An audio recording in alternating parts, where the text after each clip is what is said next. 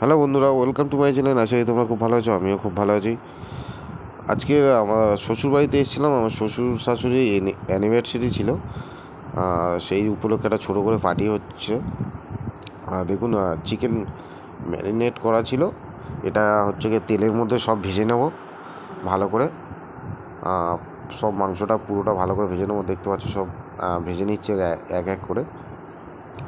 এরকমভাবে সব লাল লাল করে একটু ভেজে নেবো, নিলে মাংসটা টেস্ট ভালো হয়। আর আজকের দেখুন ভাজা আমাদের হয়ে এসছে। এবার হচ্ছে কি মশলাগুলো কষিয়ে নেব। আজকের হচ্ছে কি আলু পরোটা, মাংস কষা, এটাই হচ্ছে কি আজকের ডিনারে রয়েছে। আলু পরোটাটা জানো সব থেকে দারুণ লাগে খেতে, আরও যদি একটু ভালোভাবে বানানো যায় বন্ধুরা। আর দেখাবো আলু পরোটাটা কীভাবে বানানো হয়। মাংসটা দেখুন একটু অন্যভাবে বানানো হচ্ছে। এবার চিকেনটা দেখুন দেওয়া হয়ে গেল কড়াইয়ের মধ্যে, মশলার মধ্যে দিয়ে এটা ভালো করে কষিয়ে নিতে হবে একটু টাইম দিয়ে। কষানো হচ্ছে দেখুন। আর এর মধ্যে একটু ধনেপাতা ছড়িয়ে দেবো। ধনেপাতাটা দিয়ে এটা একটু ভালো করে মিক্স করে নিতে হবে, পরিমাণ মতন দিতে হবে। আর কালারটা দেখুন দারুণ কালার এসছে।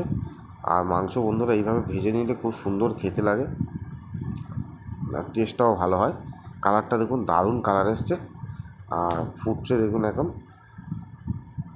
কষা কষাই হবে, বেশি ঝোল করব না। একটু জল দিয়ে দিলাম, অল্প করে একটু দেওয়া হলো, বেশি জল দেওয়া হবে না, একটু কষা কষা হবে।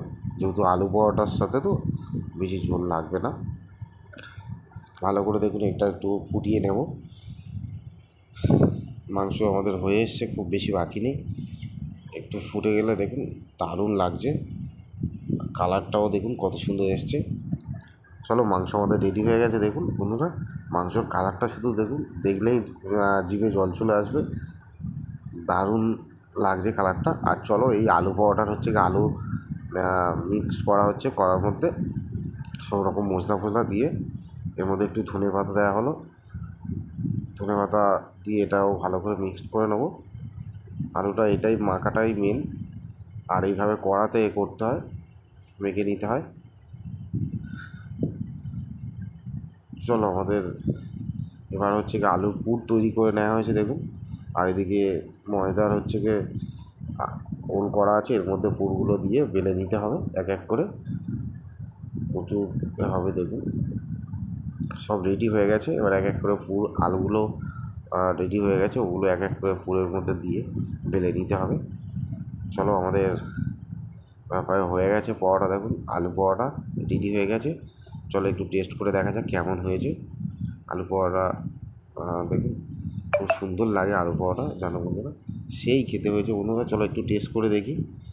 কালারটা দেখে বুঝতে পারছি খুব সুন্দরই হবে তরকারি। অসাধারণ খেতে লাগছে বন্ধুরা।